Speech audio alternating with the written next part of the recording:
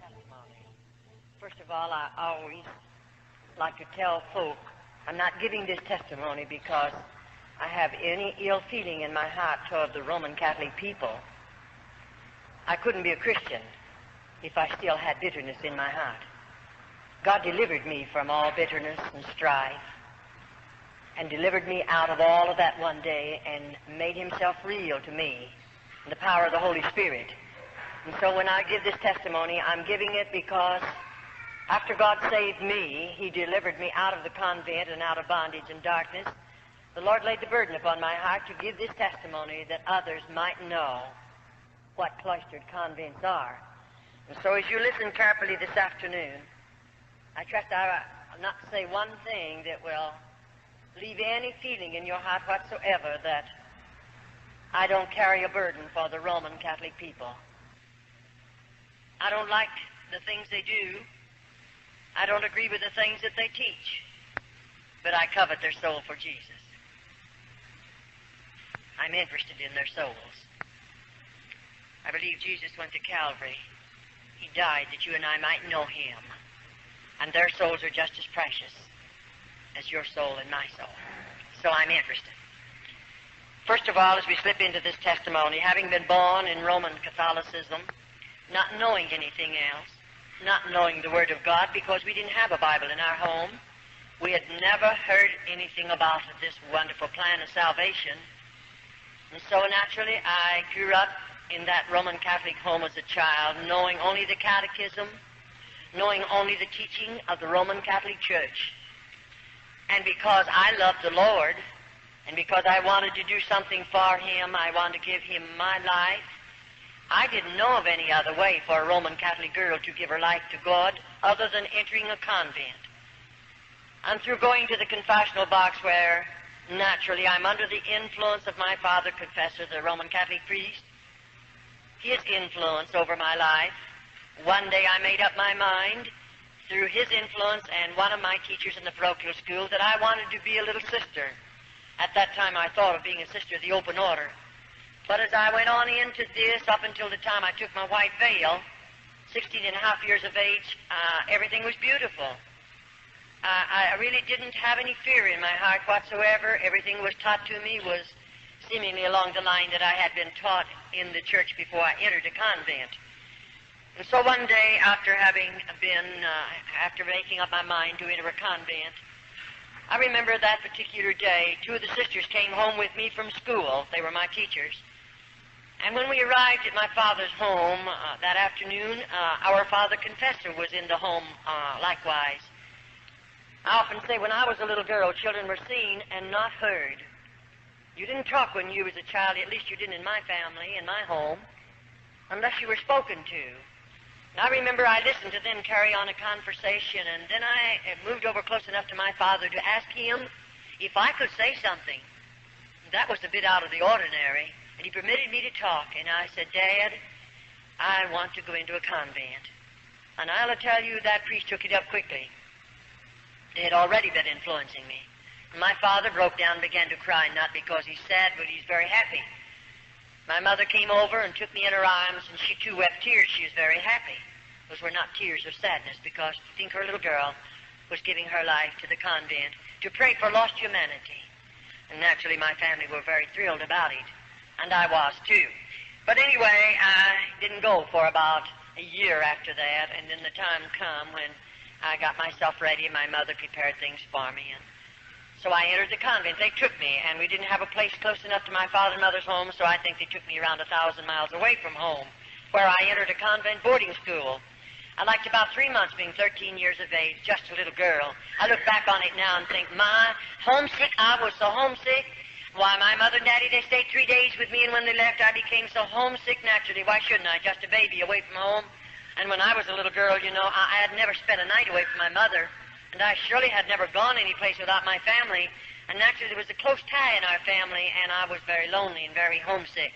But I'll never forget after Dad and Mother told me goodbye, and I knew they were traveling a long distance away from me, and I had never realized in my heart I'll never see them again. Naturally, I hadn't planned it like that because I planned to be a sister of the open order. But if you listen carefully to this portion of the testimony, then you'll understand just why I'm saying some of the things that I say. Now, oftentimes we say the priest selects his material through the confessional box because at 7 years of age, I went to confessional. 7 years of age, I would always, when I come into the church, first I'd slip over at the feet of the crucifix, the Virgin Mary, and then over at the feet of the crucifix, and I'd ask the Virgin Mary to help me make a good confession because I was a child and my heart was honest, and I knew the priest had taught us to always make a good confession, keep nothing back, tell everything if I expected absolution from any sin that I might have committed. And so I would ask the Virgin Mary to help me make a good confession. I would ask then Jesus to help me make a good confession. And you know, I'll assure you, after I lived in the convent for a short period of time, now I had to go on with my schooling. I just finished the 8th grade, and they promised me to give me a high school education, some college education. But I didn't get much college. I got mostly just high school training, and they gave that to me all right. I took it under some terrible difficulties and strains and all of that. It was rather difficult. But they gave it to me, for which I appreciate very, very much. But I'll assure you, after they put me through the crucial training that we must go through to become just a little novitiate entering a convent, the training is really, it's outstanding as far as a nun is concerned, and you know what it's all about after you've been in there for a little while. So now I've entered the convent, and for just a few minutes we want to tell you just a little bit how we live, what we eat, how we sleep. If I take you into the convent and tell you those things, you'll understand a little bit more about my testimony.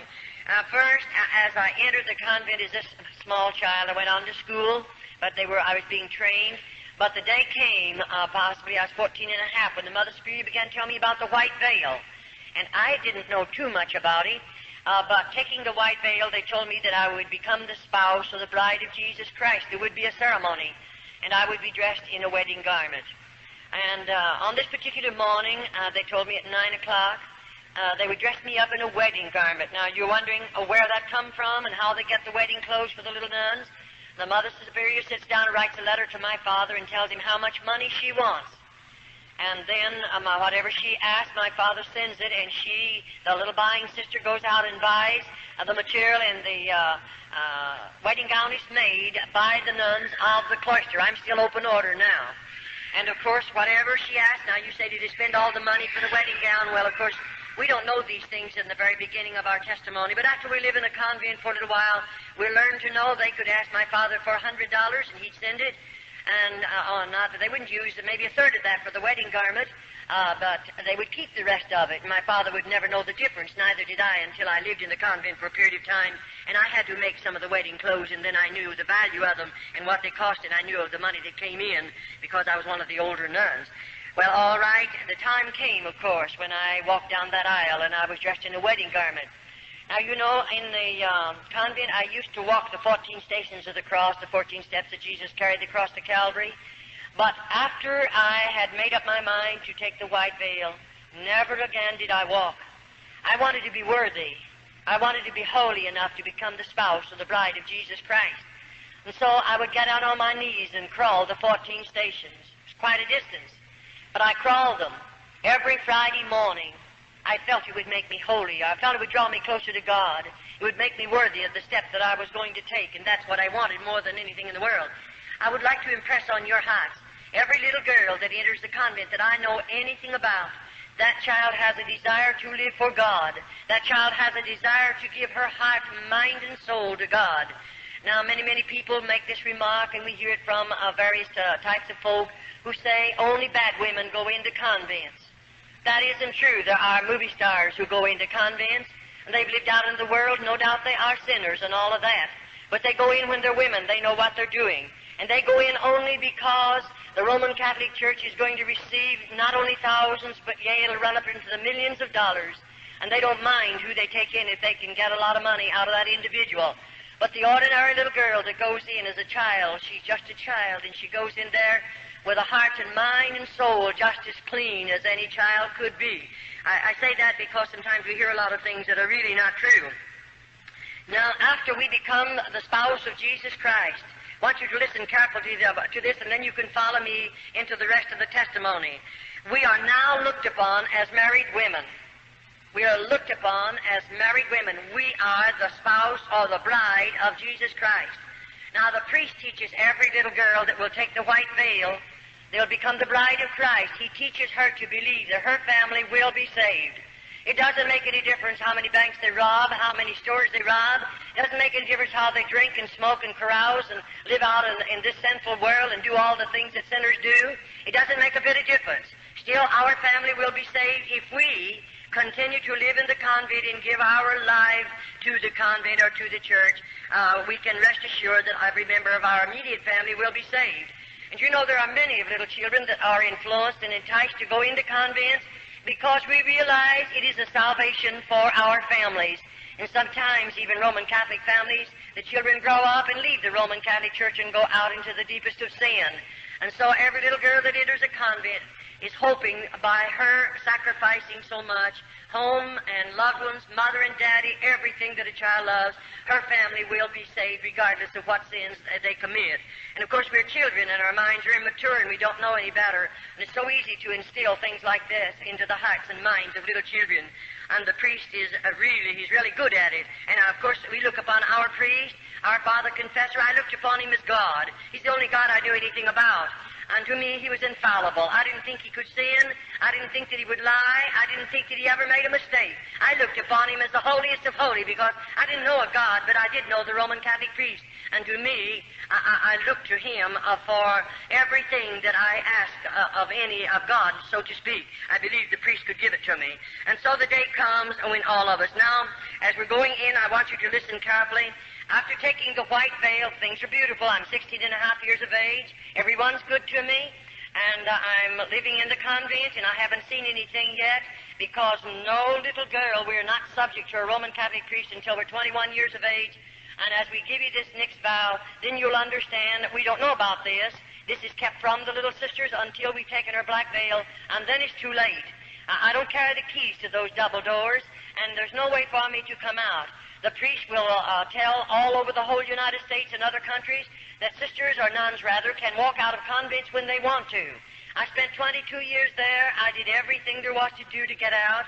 I've carried tablespoons with me into the dungeons and tried to dig down into that dirt because there's no floors in those places, but I never yet found myself digging far enough to get out of a convent with a tablespoon, and that's about the only instrument. Because when we're using the spade, and we do have to do hard, heavy work, when we use a spade, we're being guarded, we're being watched by two older nuns, and they're going to report on us.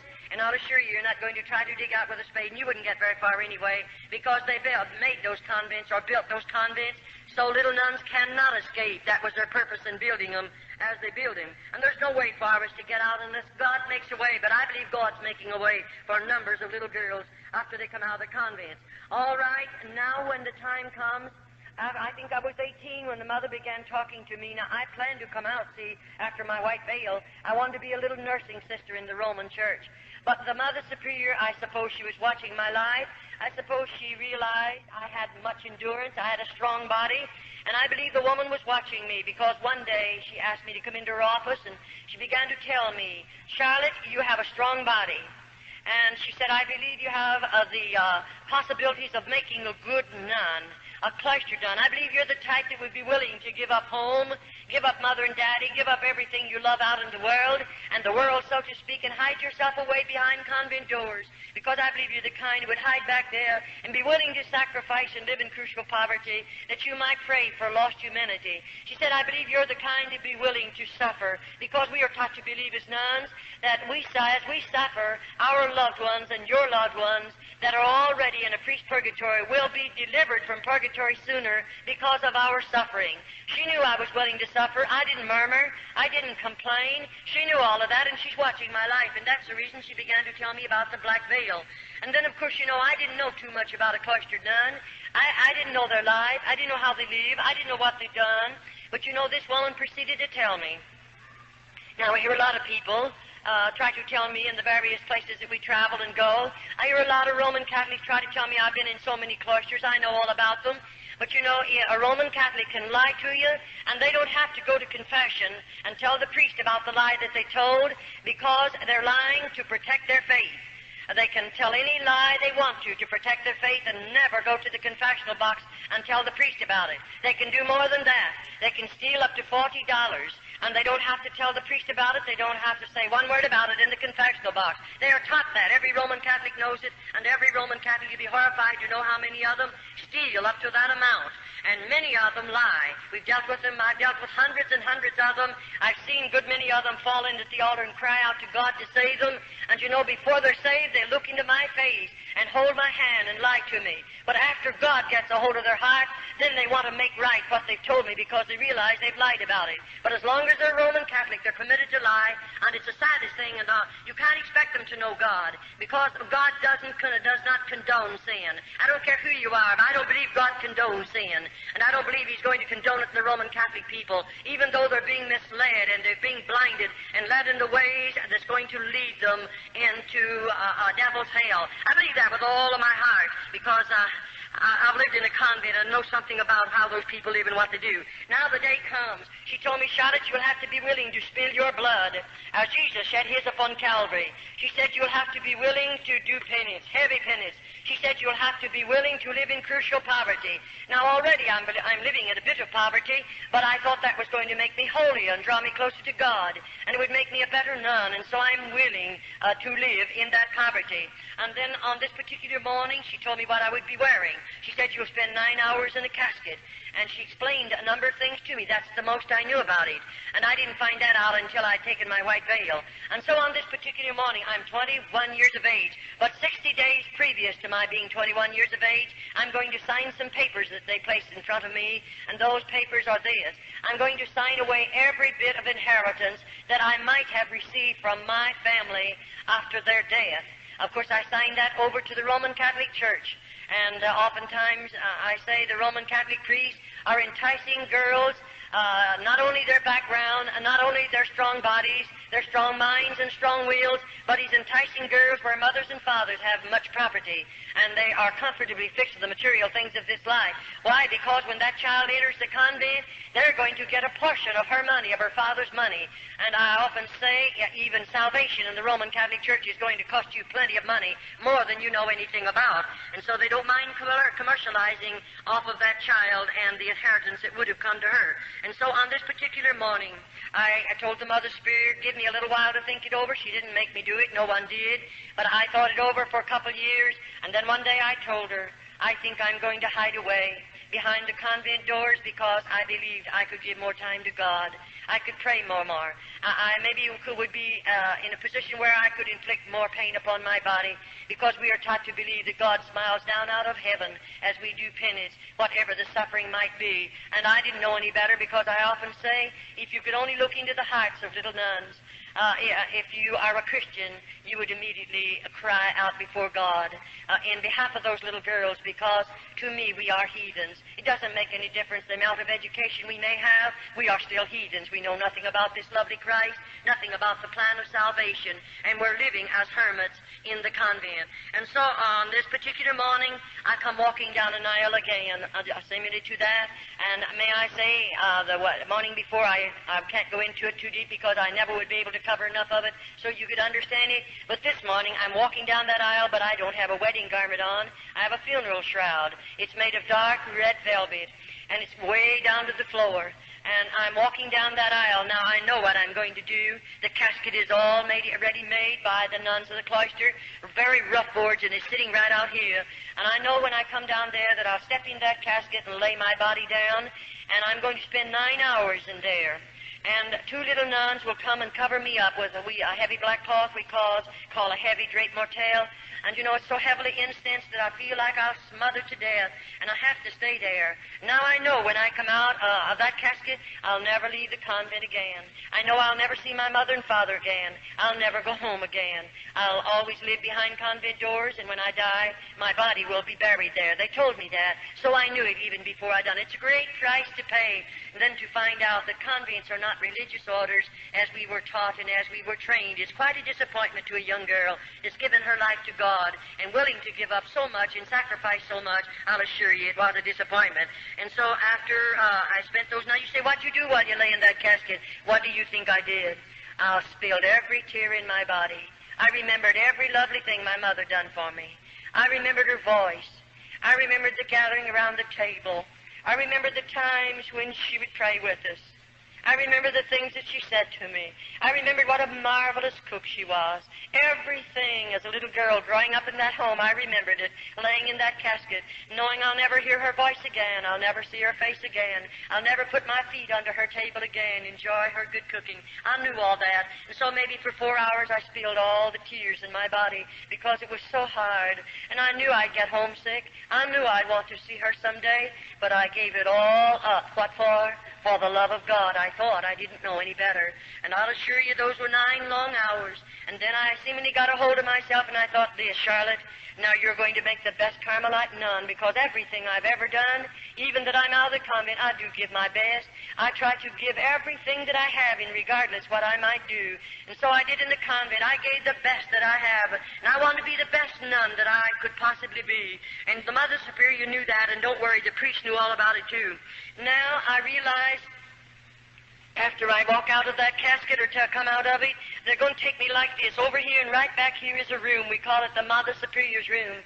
Now, I've never been in that particular room, so I don't know what she has in there. But you know, when I walk in there this time, the Mother Superior sits me down in a straight back, hard-bottom chair. And immediately then I'm going to take 3 vows of poverty, chastity, and obedience.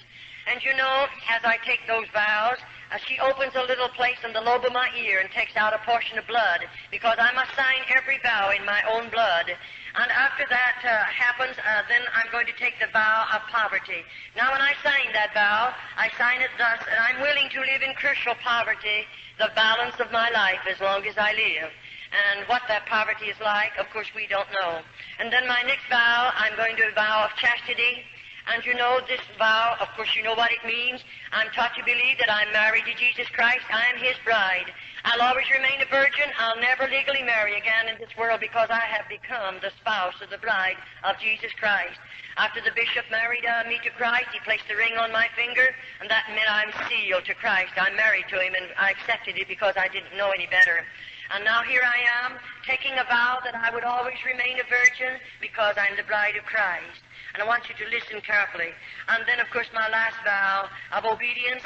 Now, when we sign that vow, I'll assure you already, I know what obedience means. I'm living in a convent, and there they demand absolute obedience. You don't get by with anything, not even for 2 minutes.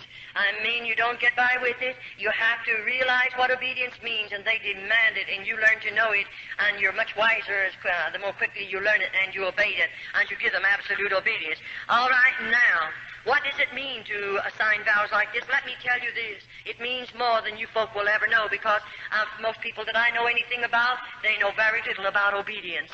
Oh, in a sense, yes, but you'll never know what a little nun knows about obedience. I'll assure you that one thing, unless you live in the convent. All right, that particular vow, when I signed it into my own blood, it done something to me, because after I've signed those vows, do you realize that I've signed away everything I have, my human rights? I have become a mechanical human being now. I can't sit down until they tell me to. I don't dare to get up until they tell me to. I can't lie down until they tell me to, and neither do I dare to get up. I cannot eat until they tell me to. And what I see, I don't see. What I hear, I don't hear. What I feel, I don't feel. I've become a mechanical human being, but you're not aware of that until you have signed all these vows. Then you realize, here I am, a mechanical human being, and of course I belong to Rome now. I'll assure you that right now. All right, we become, after this particular vows, we become forgotten women of the convent. In just a short while, you'll understand what I'm talking about. Now, immediately after I've taken those vows, then the Mother Superior is going to take away from me my name, and give me the name of a patron saint. And she teaches me to believe that whatever happens to me in the convent, I can pray to that patron saint, and she will intercede and get my prayers through to God, because I'm not holy enough to stand in the presence of God. It isn't wonder the dear little nuns can never get close enough to God. We've always been taught that we'll never be holy enough to stand in His presence, and we always have to go through somebody else in order to get a prayer through to God. And we believe it because we don't know any better. And so now all identification of who Charlotte was is going to be put away. It'll be taken away from me. And if you knew me and would come to the convent and call for my family name, they'd tell you there isn't such a person as that. I don't exist, even though I'm right there, because I'm writing under another name. Now the Mother Superior is going to cut every bit of hair off of my head, And when she cuts it with a scissors, she puts the clippers on it. And I mean, there's nothing left. I just don't have one speck of hair left on my head. And of course, if you could be a nun, you would understand the heavy headgear that we have to wear. It would be so cumbersome to have hair and so cumbersome to take care of it. We don't have any ways of taking care of it in the convent. There are no combs in the convent. And so you can imagine how hard it would be for us to take care of a head of hair. It's not necessary that we have a comb after they finish with us. All right, now, this is my black veil. These are my perpetual vows, we'll call them. I'm there, and I'm going to stay there. Now, you know, up until this time, I received a letter once a month from my family, and I wrote a letter out of the convent once a month to my family, even though when I'd write that letter, I'd no doubt they marked out a lot of it, because when I would receive a letter from my family, there was so much of it blacked out until there was no sense to the letter, and oh, I'd weep over those black marks. I was wondering what my mother was trying to say to me. Don't worry, you'll never get to know what she wanted to say to you, because they have blacked it out. And so it'll break your hearts many, many times, and you're lonely anyway, because you have no friends in the convent. I'll assure you, even though there was 180 on my particular wing, not one of those nuns were my friend, and neither was I a friend to them, because we are not allowed to be friends in the convent. We are all policemen or detectives watching each other. That's so we'll tell. And the little nun that finds something to tell on the other nuns, she stands in good favor with the Mother Superior. And then the mother teaches that nun to believe. When she stands in good favor with the Mother Superior, she's standing in good favor with God. And so that little nun, of course, will want that, and she'll tell a lot of things maybe that are not even true on the other little nuns. All right, now after all of this has transpired and all of this has happened, everything I have is gone. I've sold my soul for a mess of theological pottage. Because not only are we destroyed in our bodies, many of us in our minds, and many of us, if we die in the convent, we've lost our soul. And so it's a serious thing. And I surely covet your prayers for little nuns behind cloistered convent doors. They'll never hear this gospel. They'll never know the Christ that you folk know today. They'll never pray to him as you people pray to him. They'll never feel his blessings as you people feel them. And so put them on your heart and pray for them. They surely need much prayer. All right, now, as I walk into that room and all of this is transpiring, now bless your hearts, I don't know what's going to be in the next room. After this has transpired and I've taken the vows that I will always remain a virgin, I'll never legally marry in this world because I'm the spouse of Christ. And then after this, the Mother Superior leads me out into another room, or rather she opens the door, and I'm to be sent into that room. And when I walk out in that room, I see something I have never seen before. I see a Roman Catholic priest dressed in a holy habit, and he walks over to me and locks his arm in my arm, which he had never done in the first part of my convent life. I never had a priest to insult me in any way. I never had one of them to be even unkind to me in the first part of my convent experience. But here he is now, and of course I didn't understand what it was all about. And I didn't know what in the world the man really expected of me. And you know, I pulled from him because I felt highly insulted. And I pulled from him and I said, "Shame on you." And it made him very angry for a minute. And he said, immediately, the Mother Superior must have heard my voice because she came out immediately. And she said, "Oh," and they called me by my church name. She said, "After you've been in the convent a little while, you won't feel this way. The rest of us felt the same way you do. And you know, the priest's body is sanctified. And therefore, it is not a sin for us to give the priest our bodies." In other words, they teach every little nun this. As the Holy Ghost placed the germ in Mary's womb, and Jesus Christ was born, so the priest is the Holy Ghost, and therefore it isn't a sin for us to bear his children. And let me tell you, that's what they come to the convent for. No other purpose in all of this world do priests come into the convent but to rob those precious little girls of their virtue. And I'll assure you, we'll be telling you a little later in the testimony just what they really do after they come in under those particular deals. But may I say, now every bridge has been burned out from under me. There's no way back. I can't get out of the convent even though I pled. Oh, how I pled with that priest. Send for my father. I want to go home. I don't want to go any farther.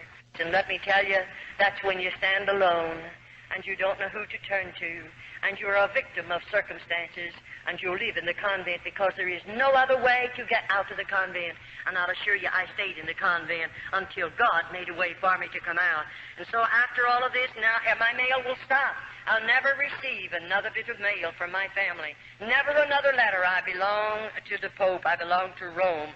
And then after all of this, the Mother Superior, after taking these particular vows, and the priest has invited me to go to the bridal chamber. You say, "Did you go?" "No." Definitely not. I didn't enter the convent to be a bad woman. It would have been much easier to stay out of the convent to be a bad woman. You wouldn't go into the convent and live in the poverty we live in and to suffer as we suffer to be a bad woman. No girl would do that. And it would have been much easier to stay out of the convent if I wanted to be a bad woman. But I went there to give my life and heart to God, and that was the only purpose I had in going there. And here this priest is, and of course I didn't go to the bridal chamber with him. I had a strong body then. One of us would have been wounded because I would have fought until the last drop of blood. And you know, it made them very, very angry, I'll assure you. But I didn't go to the bridal chamber with him. But now I'm going to have to go to penance the next morning. And of course this will be a heavier penance because of what I done already. And when the Mother Superior says we're going to do penance the next morning, I'm going to be initiated as a Carmelite nun. And I remember when she walked me down into that particular place, it was a dark room. I remember I lived above on the first floor until my black veil. After the black veil, they take me one story under the ground. And I lived from there on until God delivered me under the ground. I didn't live in the top part of this buildings at all. But you know, as we walked into this room, it's dark and it's very cold. And when we walked in, we came from back there somewhere. We'd come walking toward the front, and I walked along beside the Mother Superior. And when I got near the front, I saw those little candles burning. Anywhere in the convent, you'll find the 7 candles burning. And when I came a little closer, I saw the candles, but I couldn't see anything else. And I wondered, what's she going to do to me? That's the thing in our hearts, and we can't get away from it because we have fear. And when I come a little closer, I saw something lying on a board there. And you know, when I came real close, then I realized, here's a little nun lying on that board. I'll call it a cooling board because it was that. And just as long as her body, and there she was, and when I could see where the candles flickered down on her face, I realized that child is dead. And oh, I wanted so much to say, how did she die? Why is she here? How long do you keep her here? But you remember, I signed away every human right. And so I can't say one word, but I stood looking. Then the Mother Superior said, you stand vigil over this dead body for 1 hour. And at the end of the hour, a little bell is tapped, and another nun will come to relieve me. And may I say, I was advised every so many minutes, I have to walk out in the front of that little body and sprinkle holy water and ashes over the body and say, peace be unto you. And I did exactly what they told me to do. Oh, it was a terrible feeling. I'm not afraid of the dead. It's the live people we have to be very cautious about. And I wasn't afraid of that little dead nun, but oh, my heart ached for her.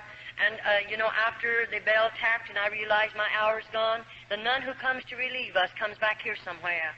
And she, of course, we walk on our tiptoes. No noise is made in the convent. And when they don't speak, they just touch you.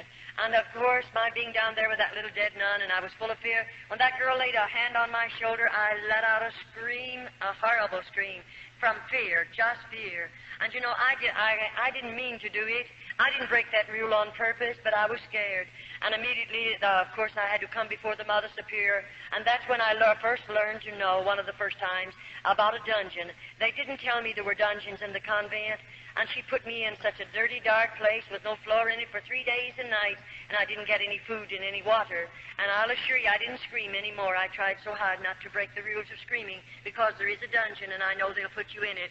And let me tell you right now, it's not a nice place to be. After you've been in one of those places, you'll know what it feels like. All right now, I say this before I go any farther, that popery is a masterpiece of Satan. I said it's a masterpiece of Satan, with its lying wonders and its traditions and its deception. It's a terrible thing when you know about it. And so as I come down into this room, and she took me, let me look at this little girl, and that particular, if we call it a penance, is over. Now, the very next morning, she said again to me, Charlotte, you're going to do penance. Not the next morning, it was 3 days after, because I spent 3 days and nights in the dungeon. The next, fourth, fifth morning, whichever it was, she said, you're going to do penance. She took me down into another room, not the same room. And when we come walking down this time, I could see that big piece of wood, but I didn't know what it was. And when I came a little closer, there was a cross. It was made of heavy timber. I might say it was maybe 8 or 10 feet high, very heavy. And that cross was sitting on an incline like that. And she had me walk over here at the base of the cross, and she said, now strip your clothes off. And I took my clothes off. And then she made me down to my waistline. Then she made me drape my body over the foot of that cross. And she pulled my hands underneath and bound them to my feet. And then, you know, that's where I'm going to spill my blood. And she had not told me how, and neither could I ask how I would spill it. and she gave two little nuns that came with her a flagellation whip. It's, I might call it a bamboo pole. It's about this long. It's about that big around. And it has 6 straps on it about this long, and on the end of either of those straps there's a cross piece of sharp metal. And those little nuns, either was given one of these whips, and they stood on either side of the cross. Now, at the same time, those girls began whipping my body. And I mean, when that metal hit my body, it would break the hide, of course. It would cut into the flesh, and I spilled blood, and it was running down to the floor. That's my flagellation whipping. That is where I spill my blood, as Jesus shed his upon Calvary. And of course I'm human. It wounded. It hurt. It was very painful. After the whipping is over, they don't bathe my body. They put my clothing back up on my body, and I have to go the rest of the day. When the night comes and I stand in front of my cell there, after we have to stand there two undressed with our backs to each other, and then when I went in, I couldn't sleep that night. I just wasn't a bit sleepy because I couldn't take off all my clothes. They had dried in those wounds, and it was terrible. I didn't take them off for several nights.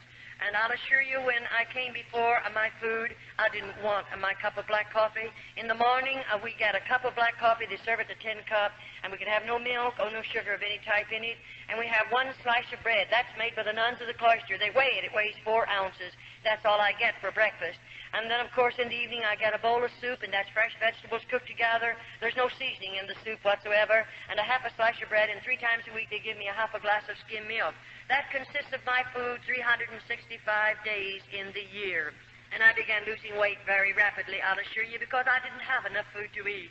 I don't know the day that I went to bed without a hungry stomach. Sometimes it would be so hungry I couldn't sleep. The pain was gnawing. You can't hardly stand it. And you know you're only going to get that 1 slice of bread the next morning. That doesn't fill you up. And of course we have to work hard all day long.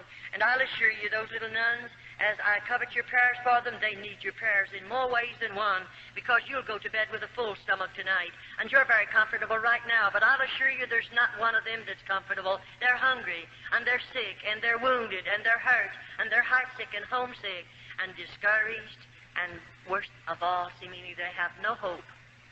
No hope. You and I are looking forward to the day when we're going to see Jesus. They have no hope whatsoever, and I surely hope you don't forget to pray for them. All right, that was terrible, I'll assure you. And then in a few mornings after this, the Mother Spirit's taking me back for another initiation. And when I go into the penance chamber this morning, we come from a place up here, and we're going to walk back along the, like that, clear to the back. And you know, it was quite a ways back there, and I went through part of it's a tunnel, and then I come out into a room, and I'll walk through that room, and when I get way back there, I see those candles burning, and I see something else. There's ropes hanging down from the ceiling, and I'm so scared. I wonder what the ropes are for, and what's she going to do? After these 2 penances, you began to have a lot of fear in your heart. And so I can't say anything, and I walked back there, and you know, I saw the ropes then real plain, what they're doing hanging down from that ceiling. Then she tells me, you go over there against the wall, about that close from the wall, and I have to stand sideways like this. Then she asked me to put up both of my thumbs, and I did. And then she pulled one rope down, and there's a metal band fastened securely, and she fastens that around the joint of my thumb. Then the other one comes down and fastens around this thumb. And there I'm standing like this, facing the wall, and then, you know, she comes over here to the end, and there's a whatever you want to call it, she starts winding. And I start moving, and she's taking me right up in the air. And, you know, when she gets me so just my toes are on the floor, just on my tiptoes, she fastens it. And there I hang, and all the weight of my body is on my thumbs and on my toes. Not a word is said. No one speaks a word. And she walks out of that room and locks the door. If you know what it means to hear a key locking a door and know that I'm strung up there like that, you'll never know unless you're a nun. And when that woman walked out, I didn't know how long I'll stay there, how long that woman will leave me there. And you know, they didn't come to give me food. They brought me no water. And I thought, is this it? Am I going to die back here just like this? And within a few hours, you can imagine, I'm still a human being. My muscles began to scream out with the pain. I was suffering. And that woman let me hang, and nobody come near. And what good would it do for me to cry? You can spill every tear in your body. Nobody will hear you. There's no one there to care how many tears you spill. And so I just hung there. And finally, I began to I felt like I couldn't stand it. I'll surely die if they don't come and get me quickly. And I felt as if I was beginning to swell. I don't know how long went by, and she opened the door one morning, and she had something for me to eat. And the water was in a pan, and it was potatoes, and those potatoes were not good to eat. They were in a pan. And there's a shelf over there on the wall that she can adjust to the height of the nun. And you know, she pulled it up. Now, I'm not against the wall. I'm about this far from it. But to get that food, she puts it there and said, "This is your food." And she walks out. Now, how am I going to get it? She didn't let my hands down, but this is what you'll learn. And you'll struggle to get it. I'm hungry. I mean, I'm so thirsty, I feel like I'm going mad. And to get it, I discovered that this hand goes high and this one will come down a little bit. And that'll keep right on going higher. As I lean, I have to reach higher with this one. This one will automatically let down. And to get that water and that food, I mean, I had to get it like the dogs and cats. And I lapped as much of it as I could because I'm so thirsty. And get those potatoes, I tried as hard as I could because I'm hungry. I mean, I'm hungry. And I got as much of it as I could naturally, but I was hungry. That's the way she fed me for a while, and then she released the bonds on my hands and on my feet. And I tell you, then I shouldn't have said on my feet. She didn't release the bonds. She let me hang there for 9 days and 9 nights. I'm getting almost got it mixed up with one of the other penances that I want to give to you. I hung 9 days and 9 nights in this position. And may I say, at the time come when I was so swollen here, and naturally I could see myself puffing out here. I felt like my eyes were coming out of my head. I felt like my arms, what part I could see of them right there, they were 2 or 3 sizes, their normal size. I felt like I was that way all over my body, and I was like a boil. I was in real suffering. And then on the 9th day, she comes in and she releases the bonds from my hands and my body and lets me down on the floor. Now, I go down, I can't walk. I'll assure you I didn't walk. I didn't walk for a long time. But you know what? There's 2 little nuns that carry me out. One gets under my feet and the other under my shoulders. And they carry me in the infirmary and lay me on a slab of wood. And there they cut the clothing from my body. And let me tell you right now, nobody but God will ever know. I'm covered with vermin and filth. Why? I'm hanging there in my own human filth. There are no toilet facilities. Right behind me is a stool. And they have running water in it, and the lid is down, and they have sharp nails driven through that lid. If I break my ropes and fall on that, I would suffer terribly. And this is the life of a little nun behind cloistered doors. After they've already deceived us, disillusioned us, and got us back there, then this is the life that we're living. And these are the things that we're going to have to do. And I'll assure you, it isn't anything funny. And then I remember as I lived on in that place, oh, let me tell you, in the morning, we have to get up out of our beds at 4:30 in the morning. The Mother Superior taps a bell, and that means 5 minutes to dress. And may I say to you folk, it's not 5.5 minutes. You better get that clothing on in 5 minutes. And I failed one time, and I had to be punished severely, but I never failed again in all the years in the convent. And you know, when we are finished dressing, then we're going to start marching, and we march by the Mother Superior. And that Mother Superior is going to appoint us to an office duty every morning. It might be scrubbing, it might be ironing, it might be washing, it might be doing some hard work, but I have to work 1 hour. Then we'll go in and gather around the table, and we'll find setting in front of us our tin cup full of coffee and our slice of bread. And then, of course, we have hard work to do. We have, I think there was 12 tubs in the convent that I lived in, and we wash on the old-fashioned washboard. We have the old sad iron that you heat on the stove. And you know, it wouldn't be so bad if we just had our own clothing in the convent, but the priests bring great bundles of clothing and put them in there because they can get them done for nothing, and we have to do that clothing on top of it. We work very, very hard, and they're not able to work because they don't have enough food to keep body, mind, and soul together. And those little girls are living under these particular circumstances. Well, I say we're women without a country. And I mean just exactly what I say, women without a country. Now we belong to the Pope. Anything they want to inflict upon my body, they can do it. And all the howling I do, if I should howl, it wouldn't make any difference because nobody's going to hear me. And they have no idea that I'll ever leave the convent. The plan is I'll die there and be buried there. Now you say, Charlotte, can you go into the convents? Any one of you folk can go into an open order convent, or a closed convent, into the speak room.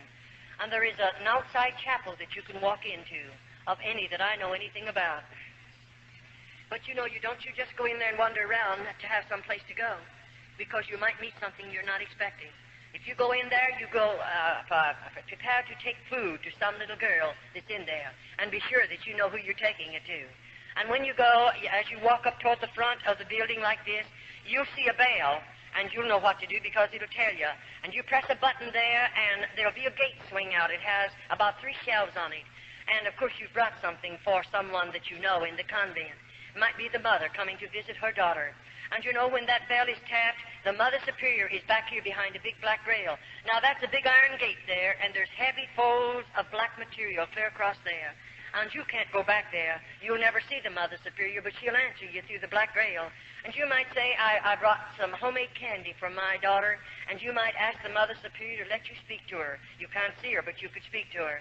And you know, the mother will call that lovely little girl and call her out on the other side of the grail. Of course, you can't see her. And you know what? The mother will speak to her and say, honey, are you happy here? And that little nun will say, Mother, I'm very happy. You say, why did she say that? Well, bless your heart, don't you know the Mother Superior is standing there? And if we didn't say that after our mother is gone, then only God knows what the Mother Superior will do to the little nun. And so we must lie to our mother. And then the mother will say, do you have plenty to eat? And that little nun will answer and say, we have plenty to eat. But I'll tell you, that mother will go home. She'll prepare a lovely meal for the rest of the family. But if she could look in and see our table and see what her little girl is eating, if she could look into her little girl's eyes after she's been there 3 or 4 years, baby Jesus, and there's the crucifix, and then we have a prayer board. And by the way, I'll assure you folk that you'll never want to kneel on our prayer board. We kneel on it every day if we are able to walk under our own power. It is a board about this height from the ground, and there are 2 leading up like this one, and this one is about that wide. I'm going to drop my knees down on it, and there's sharp wires coming up through that board, and then this one up here I prostrate my arms on, there's going to be sharp wires. After all, I told you we were going to suffer. We were going to do penance, and this is a part of my suffering. And as I kneel on that prayer board, I'm praying for lost humanity, and I'm believing as I suffer that my grandmother will be released from a priest's purgatory sooner because of my suffering, and I'll kneel there longer sometimes.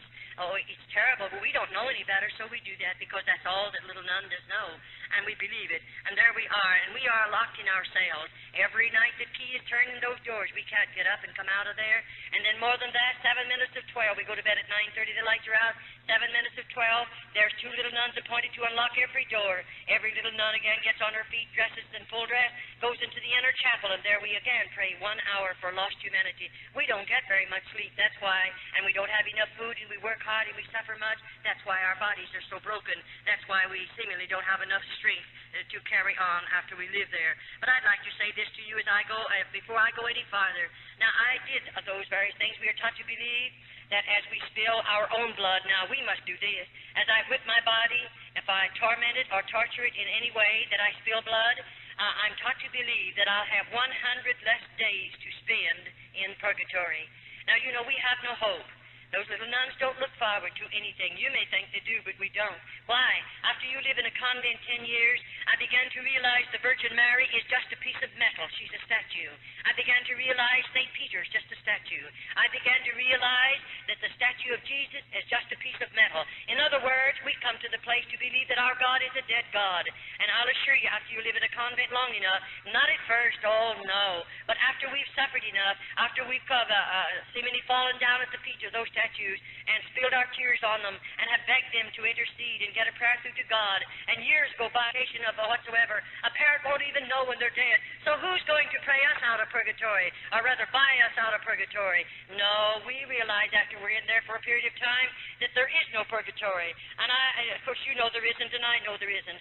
And there is no purgatory. The only purgatory the Roman Catholic people have is a priest's pocket, and they're filling his pockets with coins in order to pray for the dead. And may I say, there are thousands and thousands of Roman Catholics. In the month of November, may I say to you, in United States, 2 years ago in the month of November, the Roman Catholic priests praying masses for the dead of the Roman Catholic people in this country in 1 month collected $22 million for masses said for dead Roman Catholics. That's just a little idea, our sample of what's going on in this country. And still there are thousands of mothers that will work their fingers to the bone to go over there and give the priest another $5 to say a mass for a loved one that's in a purgatory, because that mother believes there is a purgatory. In the convent they have a painting of purgatory, and there's nothing in the room but just that painting. And you know, every Friday we have to walk around that painting. And when we walk around it, I wish you could look at the little nuns' faces. What do I see? The painting, as you would walk around it, looks like it's a big, deep hole out there, and there are people down in there, and the flames of fire is lapping around the bodies of those people, and their hands are outstretched like this.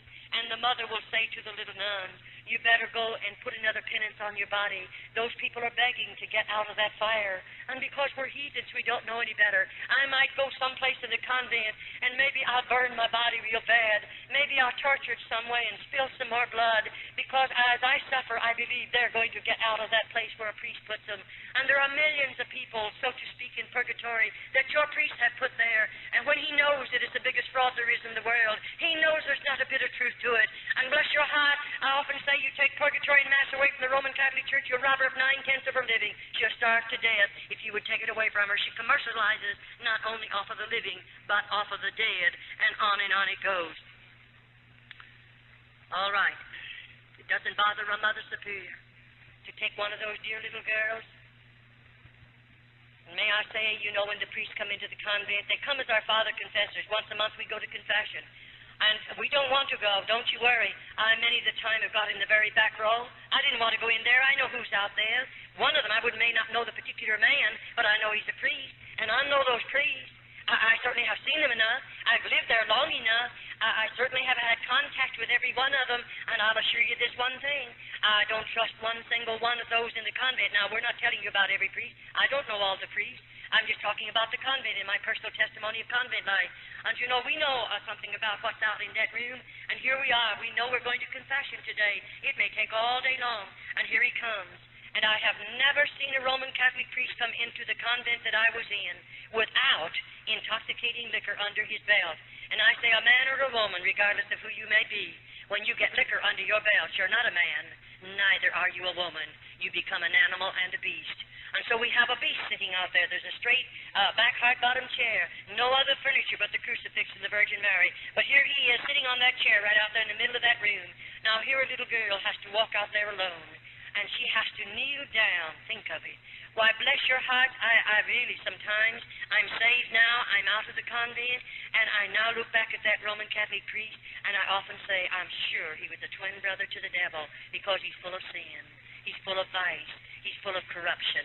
And we go out there and kneel down at his knees. Now, you're a lucky girl if you get away from that man without being destroyed. Why, he's drunk. He's a beast. He's not a man. Oh, he has a holy habit on. He's an ordained Roman Catholic priest. And so I'll assure you, we don't like to go to confession, but we must go once a month. Those little girls can't help themselves, and nobody comes out into that room but the priest and I until it's all over, and then we can come back, and the next one will have to come. And I'll assure you, we don't appreciate that day. And those little girls don't know any better. They don't know anything about the plan of salvation. They don't know that Jesus went to Calvary and died for them. They don't know that he shed his blood for them. Those little girls know nothing about it, because to me, as I repeat again, the Bible was a hidden book to every one of those little girls. And so now they can do things like this. Now, if a Roman Catholic priest comes into the convent, he may go to the Mother Superior and ask her to permit him to go into the cell where one of the nuns are. And you know that mother with her carnal mind and her carnal heart, and she's very hard and very carnal, and she is the mother many times of many illegitimate children. They belong to the priest. And you know, she'll take that priest and he's drinking. She knows it. They bring liquor in with them. Sometimes some of the nuns will drink with them, and the mother usually drinks with them. And it's really a terrible place. It is not a religious order. It does not live up to that name whatsoever. But here she brings that priest into one of our cells. Now, I wonder if you realize how serious it is. That Roman Catholic priest, he has liquor under his belt, we know that. But he has a big, strong body. He's had 3 square meals food every day of his life. He can eat all the food that he wants. But you know, there's a little nun that may have a broken body, and she may not have very much strength. And what did he come into that cell for? For nothing other than to destroy that little nun. I often say I wish the government could walk into a convent just about the time one of those priests are let in the cell. The mother will turn a key in the lock, and you're locked in there with that priest. Now, we have no way to defend ourselves, and I often say I have had to nurse those little girls. I'm an RN. I got my nurse's training by going through the tunnel over to through the hospital as I lived in an open-order convent. But may I say, after that priest is taken out of there, if you could look upon the body of that little nun, she looks like something you've thrown out in a hog pen, and 6 old sows have just mauled that child's body. And this is convent life. I can understand why your priests are calling over the phone every day or two and screaming their heads off because I'm in this city giving this testimony. But may I say to you, I don't mind if they continue to scream. I don't mind what they do. I'm not one bit afraid of them. I'll continue to give this testimony. As long as God gives me strength, I'll be giving this testimony regardless of your priests or your bishops in this country. I know what I'm doing. I know what I'm saying, and I'm not afraid of anybody in all of this world. I'm a child of God, and I believe God won't let anybody put a hand on me until my work is finished. And then I often say, I don't care what you do to my body after I leave this body. I'm sure I don't mind. And so I will continue to give the testimony regardless of what your priests think about it, because I think God saved me to pull the cover off of convents. I believe He saved me to uncloak those places that are riding under the cloak of religion. I believe that with all of my heart. I'll assure you I do. Now, if I refuse to give my body, you know we're just supposed to give our bodies voluntarily to those priests. Many times the nuns are overpowered. But if I refuse to give my body voluntarily to them, then you know he becomes very angry, and he goes immediately to the Mother Superior. Then when two carnal minds tend to come together, they can invent things that you and I, we don't have enough evil in our heart to invent things like that. We don't have enough sin in our lives to even think of such terrible things. And when those two carnal minds come together, the next time, I want you to know they're all ready. Now the Mother Superior might say to me in a day or two, we're going to do penance. Now the penance that they'll inflict on me is something that the Mother Superior and the priest has invented, and it can be very, very cruel. They might take me down into one of the dirty dungeons, and there's no floors in those places. And you know, they have a place down there. There are rods about 3 feet long. They have them burrowed down into cement, and at the top of it there's a ring about this big, sticking out of the ground. They have some leather straps fastened there. And when they take me down there, they put my foot, either foot through those rings, and then they strap my ankle securely. Now I'm standing with my feet in those rings. All right, they're going out of there. They're going to leave me locked up in that place by myself, and it's a dirty place. Well, I might stand there for 2 or 3 hours if I have strength enough in my body, but what do you think's going to happen to me then? I can't stand any longer. Sometimes we faint, sometimes we just become exhausted and we go down. But when I go down, he flips my ankles over like that, and I can't do anything about it. I don't have what it takes for me to get up. I may have to lie in that position for 2 or 3 days, and no one will come near. They won't give me a bite of food. They won't bring me one drop of water, but I must stay there. And the next thing you feel is the bugs crawling over my body and the mice running over me, and I still have to stay there. I can understand why they don't want me to uncover. They don't want the world to know these things are going on. No priest in this country wants it. And if he doesn't want the world to know it, then they better be pretty careful that nobody ever gets out of a convent after they spent a few years back there. But may I say again to you, my God, He's greater than all the outside forces. My God can reach His hand over into those convents, this country, any other country, and make a way for a girl to come out, and He won't have to ask the bishop to help him. He won't have to ask the priest to help him. But God can make a way for us to come out. I'll assure you that. Well, on it goes. Then sometimes the priests come and they get angry at us because we refuse to sin with them voluntarily. And you know, after all, the nuns' bodies are broken after we're there a while.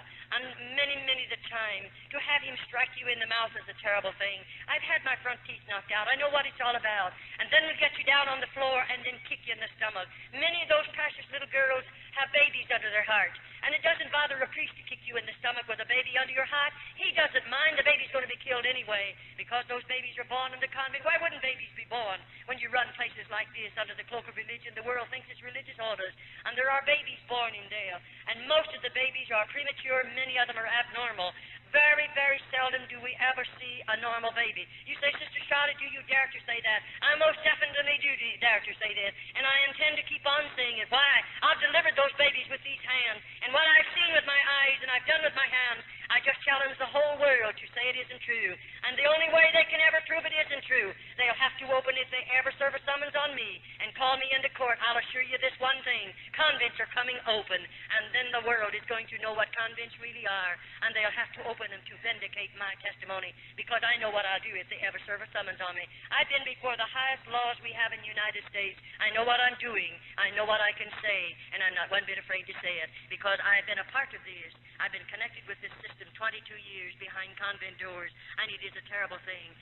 When that dear little nun, looking forward to that day when her precious baby will be born.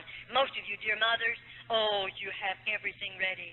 The beautiful nursery. All the baby's beautiful clothes are made. Everything is lovely. You're looking forward to that precious little immortal soul that's going to be born into your home. And everything is ready. And oh, I wish you could see that little nun.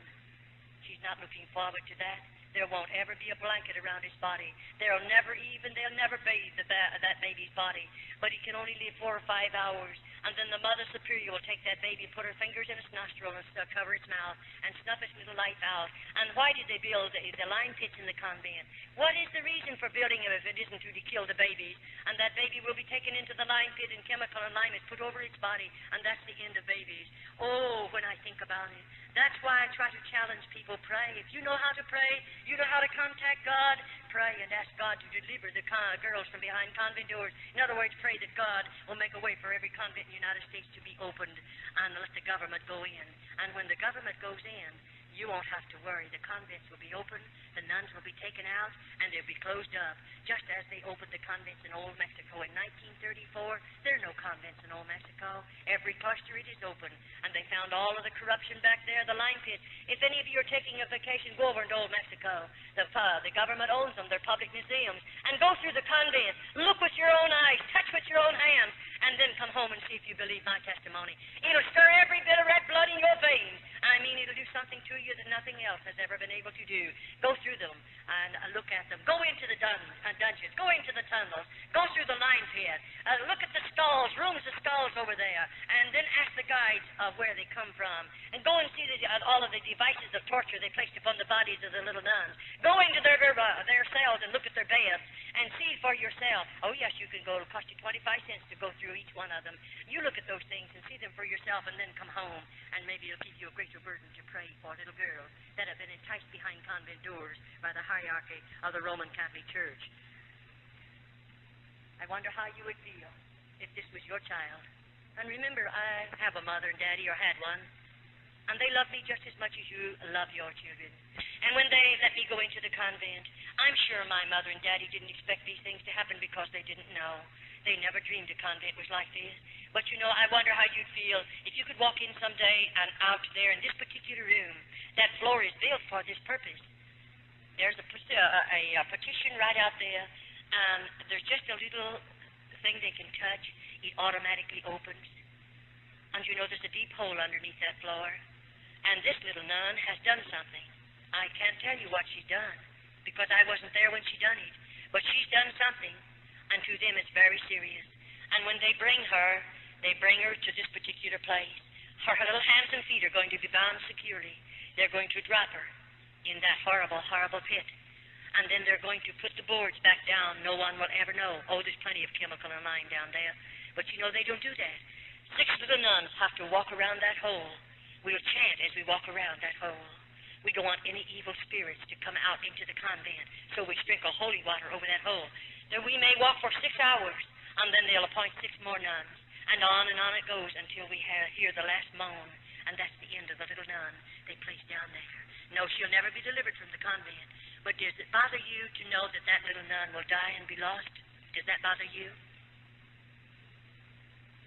It bothers me, because I didn't know Jesus. I couldn't tell her about God. I didn't know him myself. But it bothers me very, very much. But God won't hold me accountable. Her blood will not be on my hands because I didn't know the Lord and I couldn't tell her about it.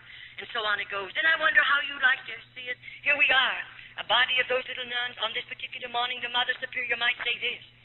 We're all going to be lined up here, and I don't know what she's lining me up for. And then, you know, there might be 10 of us, there might be 15 of us, and then she'll tell us all to strip.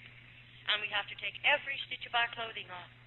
We're certainly not anything beautiful to look at. Our eyes are back in our head, our cheeks are falling in, our bodies are wasted. God only knows what we look like because I never saw myself in 22 years. I didn't know I had gray hair. I didn't know I had lines in my face. I didn't know how old I was. I only found that out about 6 years ago. You know nothing about what you look like. And here we are lined up.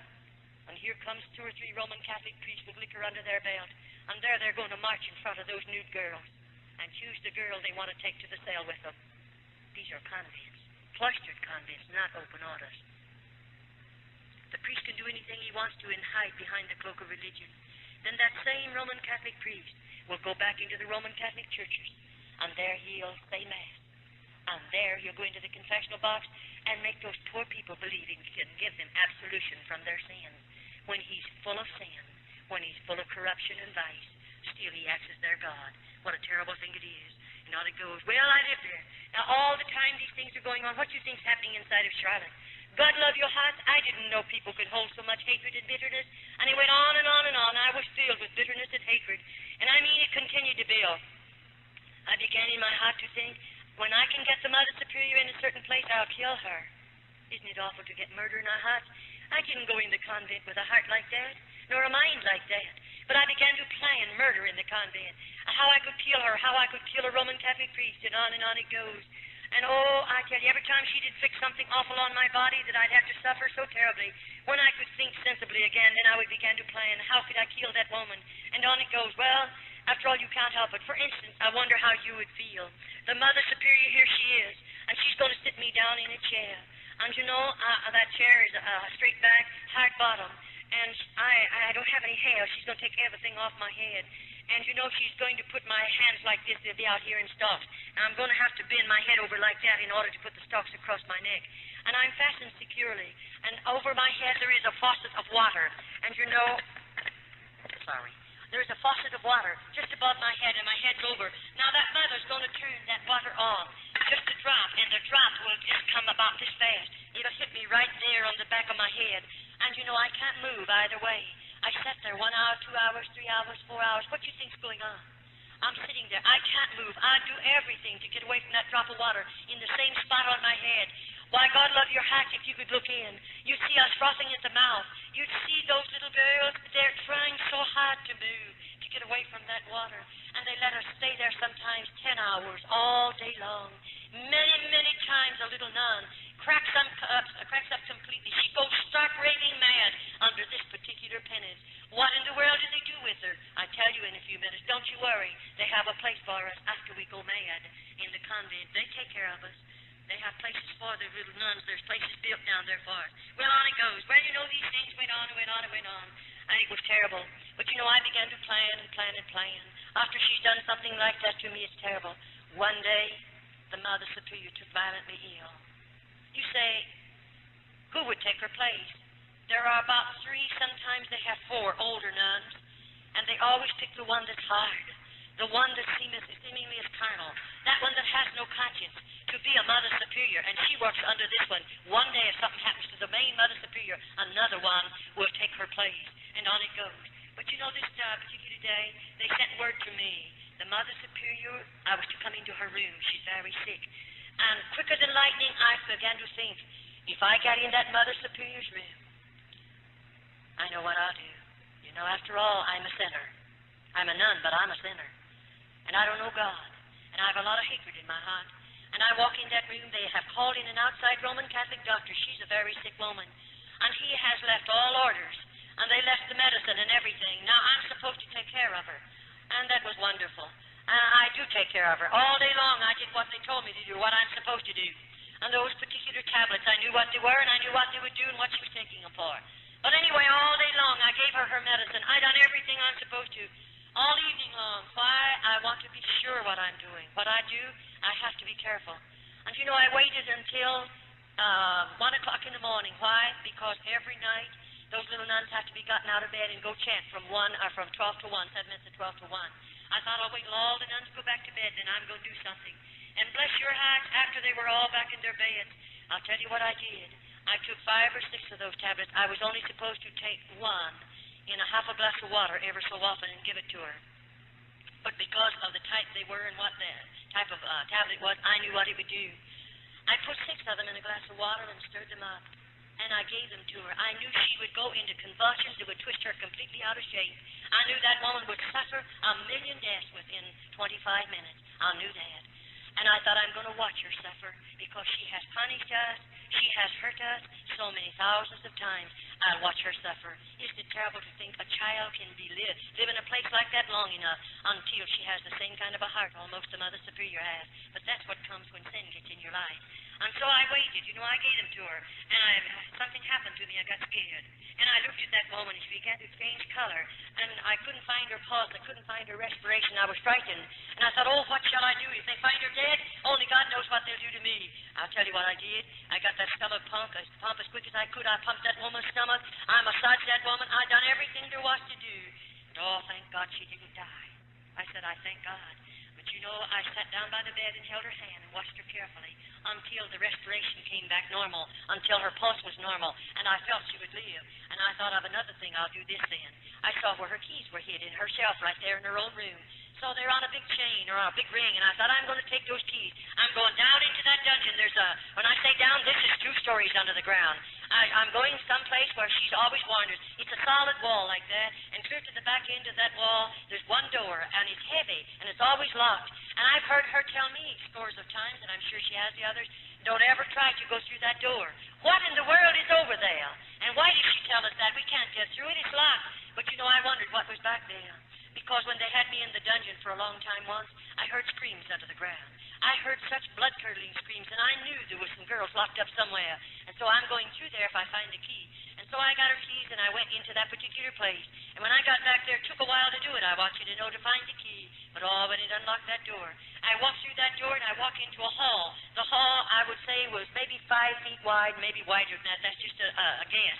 And anyway, on the other side of the hall, there were a number of cells over there, small rooms, and they had real heavy doors. And in those cells were little nuns. And when I went up to the first one, near the top of the door, there's a little place about this long, it's about that wide, and it has iron bars going across there. And I looked right into the face of a little nun that I knew, one that I'd sit across the table from, one that I've prayed with in the chapel. I knew that girl, and here she is, and they had chains and lock chains around either of her wrist and around her waistline. And I said, when did you have something to eat last? And no answer. How long you been here? No answer. I went down to the second, the third, the fourth, the fifth, and the stench was getting so bad I couldn't stand it. And those little girls would not talk. Why? I lived in the convent, a long time. I don't care if I was 2 miles under the convent, way back there. We were working back there, and we'd whisper. The next day I'd have to suffer because the convents are wired, and the Mother Superior can hear every voice, every whisper, and then somebody tells, and you're in some serious trouble. And those nuns has been there long enough. What have they done? I don't know. But those nuns are supposed to have cracked up mentally, and so they have to put them in those chains. And when they die, they can't fall down to the floor. They're just dropping those chains and slump. When they go in there, they don't give them any more food, no more water. That's a slow death. And so as I saw all of that, I became so sick from the terrible stench because many of them are already dead. And I don't know how long they've been dead. I came out of there and walked back up to this room where the Mother Superior was, and she was lying there sleeping. And I watched her carefully, and she slept till the next day, long, long hours, and didn't waken. And when she did, she said, I've had a long sleep, and I said, yes. They let me take care of her for 3 days. And the 3rd day, I don't know. You say, did she ever find out you was down there? Well, not yet. I hope she didn't while I was there. But anyway, 3 days, they put me out in the kitchen. In other words, when we go to the kitchen, 6 of us go for a 6-week period. And this particular time, they put me out in the kitchen with 5 other little nuns. What am I there for? I'm doing the kitchen work. I'm going to do all the cooking that's done out there and take care of the work in the kitchen. And so when I went out in the kitchen, we have a long table back here, and it's a work table. And our vegetables will be prepared for the soup, and that's what we were doing, all 6 of us. And something happened. Our kitchen is a very large room, and a very long room, not as wide as it is long. And over at one end of it, you'll find over here the stair steps leading, about 4 of them leading down. Then there's a landing right there. Over there is a big, heavy outside door. But here there's a landing. Our garbage cans sit there. And right here is a stairway, cement one, leading down 1 story under the ground. Now, I'm up on 1st floor in this kitchen. All right, as I'm in there and we're there working, something happened. Somebody touched the garbage can. All my convent life, we are taught never to break silence. We don't dare to make noises in the convent. We are punished for them. And when something touched the garbage can, that's a noise. And who in the world? 6 of us, and we're all together. Who's touching the garbage can? I wheeled around, and they wheeled around, and we saw a man. And that man was picking up the full can, leaving an empty one. I've never seen that before. I've been in that convent for years. And in the kitchen thinking, but I never saw anything like that happen. I believe God had his hand on me. With all my heart, I believe it. And you say, what happened? Well, we turned around quickly because to us it's a mortal sin to look upon a man other than a Roman Catholic priest. And I mean, we turned around quickly and went to our work. But you know, I thought, if that man comes back again to get another full can, I'm going to give him a note and I'm going to ask him if I can run out with him. But I didn't do that. But you know what I did? When we run out of something in the kitchen, there's a pencil hanging up there on a chain. And bless your heart, I have to, or whoever it is runs out, you have to write it on a tab. And of course, I stole a piece of paper off of a sack. And I thought I'll carry that little piece of paper in my skirt pocket. And every time I can get a hold of that pencil, I'm going to write a word or two on a note. And that's what I did. It took quite a while to do it. But I watched that garbage can. Every time I could take the garbage down there, I did it. And you know, when it was just about full, and I thought the next evening, it'll be full when we put all the garbage in it. And so that afternoon, I broke my crucifix, and I laid it up on a shelf, and I had a hard time doing it because they're watching me. But I did it, and I laid it up on a shelf, and I did that to have a way to get back to that room, of course. And so when our dinner work is over, our supper dishes, everybody has to go out at the same time, and we march by the Mother Superior. And you know, when I marched by, I stopped and said, please, may I speak to you? And I did. And I said, Mother Superior, I broke my crucifix, and I left it in the kitchen. May I go for it? And of course, no nun goes without her crucifix. And she said, how did you break it? I lied to her. Everything she asked me, I lied to her. You say, why did you lie? She lies to us. And we're all sinners, so we all lie. And it doesn't make any difference in there. And so we lied. And I lied to her. And then finally she said, you go get the crucifix and come right back. And that's all I wanted anyway. I have to have a reason. You can't go back to the kitchen after you've left it. And so I didn't go for the crucifix, but she thought I did, and I run for this tin can. Why? That night when I put my garbage in there, I put a note right on top of that garbage and left the lid off, which I was not supposed to do. And you know, I said on the note to the garbage man, if you get this, won't you please help me out? Won't you do something to help the little nuns out? I told him about those 19 cells down there and those 19 nuns in him. I told him about some of the babies that have been killed. I told him some other little nuns that are locked up in the dungeons and they're bound with chains. I told him a plenty. And I said, won't you help us? And if you will, please leave a note under the empty can. That's what I went back for. And when I lifted up the can and found a note, you don't know how I felt. I froze to the floor. I was so scared I didn't know what to do. I picked that piece of paper up and I read, and this is what that man said. I'm leaving that door unlocked. And I'll leave the big iron gate unlocked. You come out.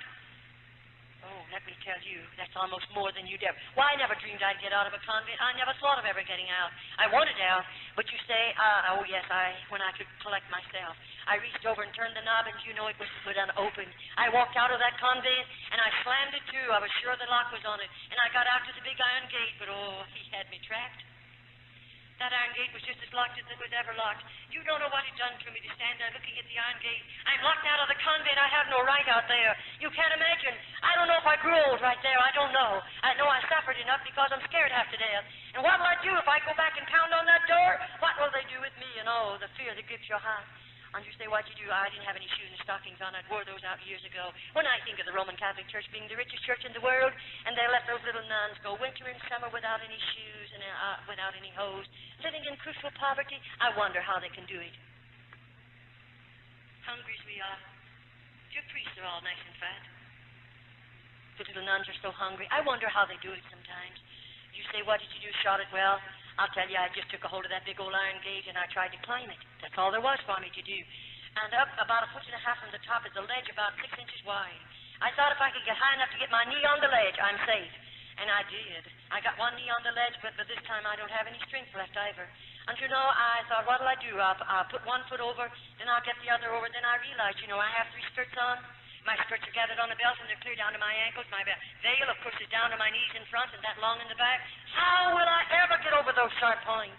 And I thought, I can't go down. I don't have strength enough, so I'll have to jump. And if I jump, I'll break every bone because I was broken body, of course. And you know, I thought, what I'll do? Well, I pulled all my clothing up around my body and held them with one hand. And then I thought, I'll have to jump. And you know, they have a buzzer in the convent. And when a little nun tries to escape and they catch her, they put a buzzer on. And oh, if the priests tell you they don't come to the convent, I would you could see the priest then. You'll find a good many of them there. And they immediately are after that nun. They don't want her out. If she comes out of that convent, she's going to give a testimony someday. And it'll pull the cloak off a convent. And I'll assure you they don't intend for us to get out. And so as I let loose to that top of that gate and I made that jump, I just didn't make it. My clothing caught on top of those points and I hung there, but I'd let loose. And I often say, I don't know what I look like. I didn't know I had gray hair. But I've often said maybe my hair turned gray there. Maybe you'll never know what I suffered hanging on top of that gate, knowing that buzzer can go on any minute, and then what would they do to me? I was scared. So I thought I tried to wiggle my body and to swing it. If I can get back far enough to grab the gate with one hand, maybe I can help myself, and I did. And then with the other hand, I tried to pry the snappers loose on my skirt, and that let me fall between them. Do you know what happened to me? I hit the ground. I was out. I was unconscious for a while. I don't know how long, though we have no way to tell. But when I came to, I had a shoulder broken and my arm was broken right in here. The bone had snapped right through my flesh because I didn't have any meat on me. And I thought, what'll I do? And I realized I'm on the outside. And where am I going? Where do you think you'd go? I'm not in the United States. I'm in another country. And I don't know a thing about that country. When they took me over there, I was so heavily veiled. And they took me from that particular cart or train to the convent. I was so heavily veiled I couldn't see anything. And I don't know where I am. I don't know where to go. I don't know if I have any people. I don't know if I know anybody in the world. Now, I'm a pauper. I don't have any money, and I'm hungry. And my body's broken, and I'm hurt now. Where do you think you'd go? I tell you, it's something to think about. I just started away, but get away from the convent, and I did, and I started moving away. And all the leaves were falling, and they made so much noise, and I was scared, and I kept on moving. And finally, dark overtook me, or rather, there's no twilight in that part of the country. It just drops off into darkness. And, I saw this little building beside the road, and I thought I'll crawl in. It was a doghouse or maybe a chicken coop or something, but it's dirty, and I crawled in there because I was shaking and scared. And I laid in there for a little while to get a hold of myself, and then I thought, I'll have to travel. It's dark, and it's safer for me. So I got out and traveled that night, and the next day I hid behind pieces of board and tin that was piled up against an old building, and all day long imagine hiding in that hot place. And hungry as I was, with broken bones, do you realize what it was all about? No, you'll never know. But I do. And then, when night came again, I have to go, because I'm going to get away from the convent. I'm afraid to rap on somebody's door. Remember, I'm scared. I don't know. I might rap on a Roman Catholic's door. They will immediately notify the priest, and I'll be taken back to the convent. And I'd rather they kill me than take me back. And so I didn't. But I went on and on and on. And then the next day, I hid out in an old straw stack. And then that afternoon, on the third day, I was scared then, because this arm was swollen as tight as it could swell. I was having to carry it in the other hand. And all my fingers began to turn blue, and I realized gangrene poisoning setting in. And I'm nobody to do anything for you. And I realized I'm going to die just like a rat beside the road. That's a terrible feeling. And I thought, what'll I do? I'll just get out and go a little sooner. Maybe I'll have to rap on somebody's door. And that's what I did. And I remember as I walked, I don't know how far, I saw this lamp. It was an old-fashioned lamp burning. Very poor house, no paint on it. And I knew those were poor people. So I walked up to the screen door, and I rapped on it. And a tall man came to the door. He was rather old. And I said, please, may I have a drink of water? And that old man didn't answer me, but he walked back in the house and called his wife. And God bless her heart, she's like most old-fashioned mothers. She came to the door, and she didn't say, who are you, and what do you want? Thank God, there are a lot of good people in this world. That dear little woman just pushed that door open and said, won't you come in and sit down? Do you know that's the most beautiful music I've ever heard in my life? I should say I'll come in and sit down. And she pulled out a chair. And I sat down on it, glad to sit down. And their house was poor. There was no rugs on the floor of any type. A tablecloth, red checkered tablecloth on the table, a little old stove over there in the corner, and there was a fire in it. And that woman put some milk in a pan and heated and brought it over to me. And I'm hungry. I don't have any manners. I forgot how to act. I forgot a lot of things in 22 years. And I grabbed that glass of milk all before she ever set it down, and I gobbled it down. I'm so hungry, I felt like I'm going to start mad. And I took it instantly, and the moment it touched my stomach, of course, I couldn't retain it. I lost it. I haven't had any whole milk in 22 years. You could understand why I couldn't take it. And she knew what to do. She went out in the kitchen, she heated some water, or rather over to the stove and heated some water. And bless her heart, she put sugar in that water and brought it over to me. And she sat down and gave it to me from a spoon. I took every bit of it. Oh, it was good. It was nourishing. And then the daddy walked over by me and he said, now tell us who you are and where'd you come from. I began to cry. I was scared then. I said, I run away from the convent and I'm not going back. And he said, what happened to you? And my hand was laying up on the table. And I said, well, I tried to get over the gate and I fell and I'm hurt. And he said, we'll have to call a doctor. And bless your sweet life. Then I really became hysterical. I got up from the table. I was going to run back outside and they wouldn't let me. He said, wait a minute, we're not going to hurt you. You're hurt, you have to have help. I said, I don't have any any money, and I don't have any people, and I can't pay a doctor bill. Of course, I was just in a terrible mess, if you want to know it. And that man said to me, I'm going after a doctor. He said, and he's not a Roman Catholic. Neither am I. That dear man didn't have a car, but he hitched up a horse and buggy, and he drove 9 miles to get a doctor. The doctor came out in his car, and when he got out to the place, he got there ahead of the man. And when the doctor walked in and walked around me, he just kept walking around me, and he was swearing. Maybe he didn't realize it was a terrible effect on me. When he stopped and looked at me, of course, he was mad. He was mad. Why was he mad? He was mad because he was looking at something that was supposed to be a human being. And I didn't even look like a human being. I was in such a horrible condition. But finally, he calmed down. He came over to me and he said, I'll have to take you to the hospital tonight.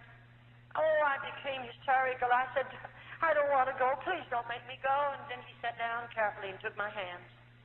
And he began to say, I'm not going to hurt you. You have to have help. And I want to help you. That doctor took me into the hospital that night, and that's where I learned how much I weighed. He weighed me, and I weighed exactly 89 pounds. I weigh 178 right now. And then, they took me into surgery, and of course they tried to get the swelling and the inflammation out of my hand and arm, that they might do something for me. It took about 12, 13 days. And then, of course, they had it, but this time it started to knit, and they had it all to break over it again, put it in a cast. I did a lot of suffering. Well, one day a way was made for me to be released from the hospital. Who did they release me to? I begged to go out to those old people to stay with them, and they let me go because they'd been good to me, and I trusted them. And the doctor wanted to take me out to his home. I was in that hospital 3.5 months. And they took me out there, and I stayed for a period of time. And then one day, this same doctor, he wrote a letter, and you know what he sent in that letter? He sent a check. He told the people to go and buy me a suitcase and get me some clothing. He was coming for me on a certain day. He had told me, I'm going to find your people for me. That doctor's a stranger to me. But I thank God that he has men and women across this world, and those men and women are not so selfish that they won't use some of the money that God has allowed them to have to help that one that's less fortunate than they. He spent a lot of money on me. I was in that hospital 3.5 months, and I mean there was a lot of money spent on me, but he paid the bill. How I appreciate it. And that dear doctor, they took me, bought my clothing for me, and got my suitcase, and everything was ready, and the day came when he came, and that doctor took me to the train, and he put me on a train in care of somebody, of course. He had found my people for me. I was on buses and trains and boats for a long time, and one day, after that, he had gotten my visa to get back into the United States, and I was always in charge of somebody because they wouldn't trust me to travel alone because of having lived under the ground so long. And one day, they called the name of a town where I was, or where my mother and daddy lived. And I knew where mother and daddy lived, and I got off of that train and run down to their home, 5 blocks from that depot, just a very small town. And when I rang the bell, my daddy come to the door, and I looked at his face. I didn't know him. And because I didn't know him, I said, do you know where my father lives? And he said, who are you, and what's your name? And I said my name, and I didn't give him my church name. I gave him my family name. And that man looked at me, and of course it was his name, and he said, Hooky, is this you? My father didn't know me, of course. It was my dad. That dear old man opened the door then and invited me in, and I said, Dad, is mother alive? Because I didn't know about her. And he took me back in to see her, and there she was. 7.5 years she'd laid there an invalid, a horrible, horrible invalid. And of course she didn't know me, and I didn't know her. Well, that very night I took violently sick, and they put me back in another hospital for another 3 months. But my father paid all of those bills. He reimbursed the doctor and paid the doctor in another country and paid the old people. He reimbursed them all. All of that was wonderful. Then, one day, after my body was strong enough, since I'm here in the United States, it took a long time, several years, I'm a nurse, and I took the examination to nurse. And you know what God did? He let a woman come into that particular hospital. It was a Roman Catholic hospital. This woman was a Church of God minister. She came in, and I thought, how strange. Just across the Mississippi River is 2 magnificent Protestant hospitals, and she lives in one of those cities. Right there, 3 cities joined together. And why in the world did she come over here to this Roman Catholic hospital? Why, I believe God had his hand on it all the time. That woman who came in, and the doctor said, I want you to dispatch her case, and I went into that room to prepare that woman for the operating table. And I heard her praying. And I want you to know I became that woman's private nurse, or special nurse. After she left the hospital, she went home, and I became her special nurse in the home. And that woman asked me if I wouldn't go to church with her. And you know, I lived in her home long enough to hear her pray. I lived in that home long enough to read the Bible to her because I am her nurse and I did what she told me to. I'd never read a Bible before in all of my life, and she'd have to find the scriptures and then I'd read them to her. And you know, as I read the Word of God, God began to get a hold of me. And finally she said, won't you go to church with me? And you know, I went to church with that woman. And I sat back there and heard a gospel for the first time in my life. And you know, I'll tell you, I went through 4 nights. And it was really beautiful. I've never heard anything like this. And all the time she was telling me about the plan of salvation and telling me about God and that I needed God and I needed to be saved. And of course, I was believing her. Do you know what I'd do every night? I'd go home from church with that woman. I'd say, you go to bed, but let me go to the basement. I'd lay my Bible down on a chair, and there I'd challenge God, and I'd say, God, did you hear what the preacher said? Did you hear it, God? And then I would tell God everything that I could remember the preacher said. And I said, God, you heard every word, didn't you? Now, if you're God, and the Bible is the Word of God, and God, you're real, I want what those people have. But if you're not God, and the Word of God is not your Word, then God, please don't give to me what those people have. Let me tell you, I challenge God. I put him to a test. God's not going to give you anything that's not of God. Don't you worry. And every night I've continued to do that 4 or 5 nights, and I didn't eat either. I couldn't sleep, and I'd lost my appetite, and I was losing a lot of weight. It was terrific, but you know, one night I come back to church, and out of a clear blue sky, right in the middle of that man's service, I just got out of my seat. And with both hands up in the air, I come running right straight down an aisle like that. And I fell in at that altar and I cried out, my God, forgive me for all my sins. I was a sinner. I mean, God met me there. Praise his wonderful name. There's a pool of water on that floor. I was sorry for everything that I did in the convent. I stole potato peelings. I stole bread. I told lies. I called the Mother Superior names under my breath. And I want you to know God met me down there and he forgave me of every sin there was in my life. And how I thank and praise him for it. Praise his wonderful name. God's been very good to me. Very good to me. A few nights previous to that, I went back to church. God filled me with the baptism of the Holy Ghost. May I say to you, God means more to me than all the material wealth you have in this city. I'd rather have Jesus than anything you might have, because I found him to be the best friend I've ever known. I can tell him anything I want to tell him, and he won't call you up and tell you what I told him. I can sit at his feet and tell him every day of my life, Jesus, I love you. Jesus, I love you. And every secret of my heart, I can pour out to him, and I don't worry about him calling you up and telling you what I told him. He's the best friend you ever had. He's able to save you. He's able to deliver you. He's able to loose you from the things of this world, set you free to know him. Praise his name. I have a wonderful God. I love him supremely. I'd rather have Jesus than anything that you might have. God is real in my life. Really wonderful. How God delivered me out of the convent. Pray for me. I need much prayer. I'll be going places where it's predominantly Roman Catholic. I'll have to suffer much. But I'm willing to suffer for Jesus, that I might tell someone about him and give my testimonies that other dear little girls might be spared from convent. So pray for me, won't you? God bless you.